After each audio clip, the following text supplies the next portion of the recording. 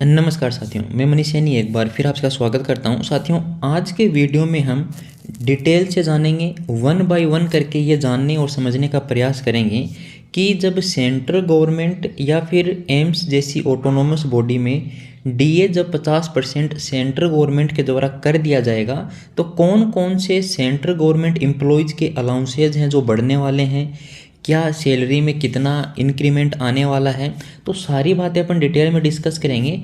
तो सबसे पहले चलिए आपको हम बता देते हैं कि अभी सेंट्रल गवर्नमेंट के जो एम्प्लॉयज़ हैं या मान लीजिए जिन्होंने अभी न्यू ज्वाइन किया है या फिर न्यू ज्वाइन करने वाले हैं, तो उनको क्या डीए मिल रहा है और कैसे मिल रहा है।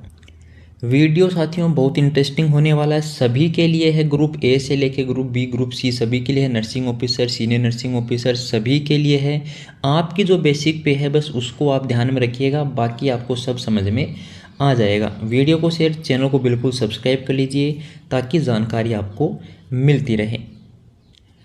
तो जैसा कि आप साथियों सभी जानते भी हैं, सेंट्रल गवर्नमेंट में जो भी कर्मचारी हैं जिनकी केंद्र सरकार में नौकरी लगी हुई है, चाहे वो ऑटोनोमस बॉडी में हैं चाहे वो सेंट्रल गवर्नमेंट के डायरेक्ट अंडर में हैं, उन सभी को साल में 2 बार डीए इंक्रीमेंट मिलता है। मतलब एक बार जनवरी में और दूसरी बार आपको जुलाई में। हालांकि इसकी जो घोषणाएं हैं वो सरकार पहली जो जनवरी है उसका करती है होली के आसपास, और जो जुलाई वाला इंक्रीमेंट होता है वो उसकी घोषणा होती है दीपावली से जस्ट पहले। तो थोड़ा सा 2-3 महीने का इसमें टाइम लगता है, क्योंकि कुछ आंकड़े होते हैं जिनको देखने के बाद डीए डिसाइड किया जाता है कि 3% बढ़ना है, 4% बढ़ना है या 5% बढ़ना है। तो देखिए 8% की अगर हम बात करें तो आपको 46% डीए मिल रहा है सेंट्रल गवर्नमेंट में। अब 1 जनवरी से डीए 50% होने के पूरे चांस हैं, मतलब 4% डीए बढ़ना कन्फर्म है। अभी तक क्यों कन्फर्म नहीं हो पाया जी, तो मैं आपको बता दूं कि इंडेक्स जो प्राइस होता है उनमें जो डाटा आता है साथियों वो 31 जुलाई को आने वाला है। तो जैसे ही 31 जनवरी, सॉरी साथियों जुलाई को नहीं, 31 जनवरी को उसका डाटा आने वाला है। तो जैसे ही 31 जनवरी को डाटा आ जाएगा, कंफर्म हो जाएगा कि डीए कितना बढ़ना है, उसके बारे में हम आपको अपडेट दे देंगे। तो जैसे ही मान लीजिए 50% डीए हो जाता है तो सेंट्रल गवर्नमेंट जो एम्प्लॉयज़ हैं उनकी सैलरी में एक बड़ा हाइक आपको देखने को मिलेगा। हालांकि आपको बता दें कि ये 7th पे कमीशन के अकॉर्डिंग है, 8th पे कमीशन अभी डिस्कस नहीं करने वाले हैं। अभी केवल और केवल 7th पे कमीशन चल रहा है, तो हम उसी को लेकर डिस्कस करने वाले हैं।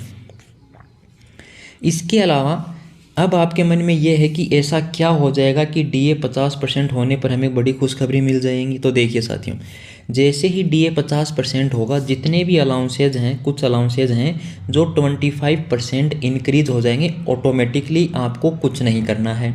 अच्छा जी, 31 जनवरी को रिपोर्ट आएगी जिसमें डीए 50% होना कन्फर्म है कि नहीं है ये पता लग जाएगा। अब देखिए 50% जैसे ही डीए होगा, 25% क्या क्या इंक्रीमेंट होगा, किस किस अलाउंसेज में हमें फ़ायदा होने वाला है, अपन यहाँ पर अपनी नर्सिंग फील्ड को लेकर डिस्कस करने वाले हैं। अदर फील्ड वाले भी इस वीडियो को देख सकते हैं क्योंकि सभी के लिए डिटेल में वीडियो है। अब चलिए सबसे पहले अपन चल लेते हैं, जो नर्सिंग ऑफिसर हैं, जो सीनियर नर्सिंग ऑफिसर हैं, सभी को नर्सिंग अलाउंस मिलता है 8%। आपको 7,200 जो रुपीज़ हैं वो पर मंथ मिल रहे हैं। उसी प्रकार आपको जो वॉशिंग अलाउंस है ये मिल रहा है 1800 रुपये पर मंथ, मतलब 1,800 रुपीज़ आपको पर मंथ वॉशिंग अलाउंस मिल रहा है। अब देखिए जैसे ही इसमें 25% का इंक्रीमेंट लग जाएगा तो जो आपके 7,200 रुपये जो पर मंथ हैं ये बढ़कर आपके हो जाएंगे 9,000। मतलब कितने रुपये आपका सैलरी में डायरेक्ट इंक्रीमेंट आ जाएगा, 1800 रुपये। तो 7,200 रुपये जो आपके पर मंथ हैं वो आपके हो जाएंगे 9,000। इसके अलावा जो वॉशिंग अलाउंस आपको 1,800 जो रुपीज़ मिल रहे हैं ये बढ़कर आपके कितना हो जाएगा साथियों,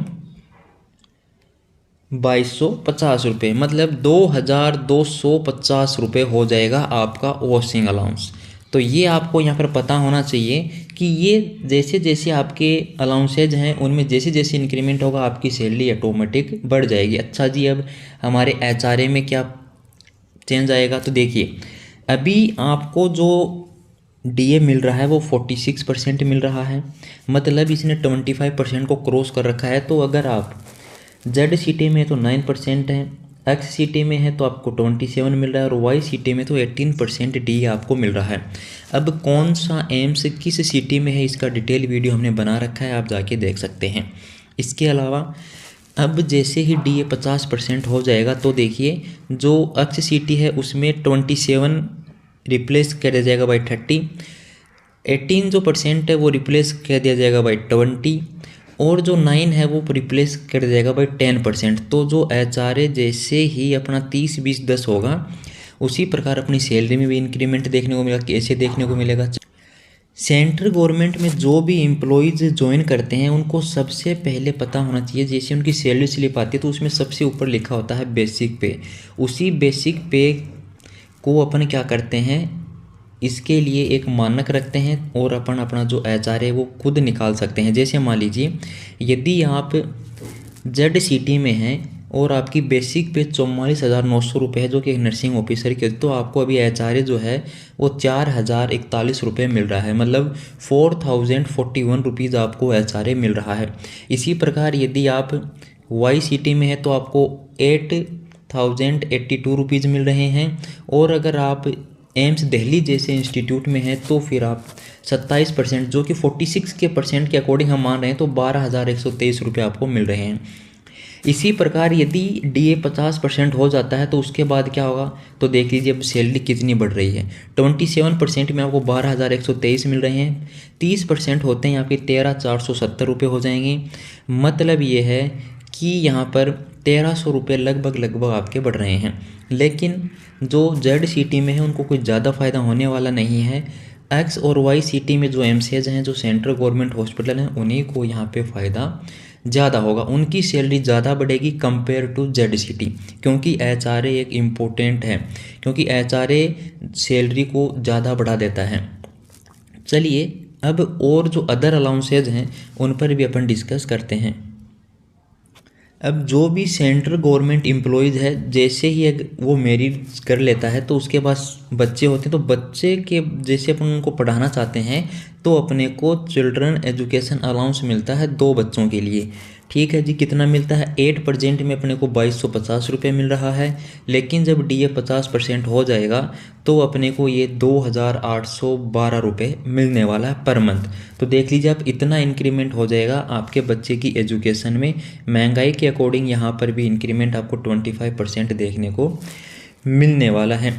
बच्चा चाहे अगर आपका एलकेजी यूकेजी में भी है तो भी आपको इतने ही रुपये मिलेंगे, चाहे आपका बच्चा 9th और 10th क्लास में है तो भी आपको इतने ही रुपए पर मंथ मिलने वाले हैं। इसमें कोई बढ़ोतरी नहीं होगी। ये नहीं है कि जी हमारा बच्चा तो 5th क्लास में है और महीने की फ़ीस 5,000 है तो हमें तो चिल्ड्रन एजुकेशन अलाउंस 5,000 मिलना चाहिए, ऐसा बिल्कुल नहीं है।